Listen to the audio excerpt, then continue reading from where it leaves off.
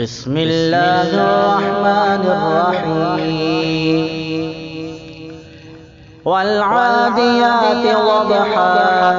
فالموريات قدحا فالمغيرات صبحا فأثرن به نقعا فوسطن به جمعا إن الإنسان لربه لكنود وإنه على ذلك لشهيد وإنه لحب الخير لشديد أفلا يعلم إذا بعثر ما في القبور وحصل ما في الصدور إن ربهم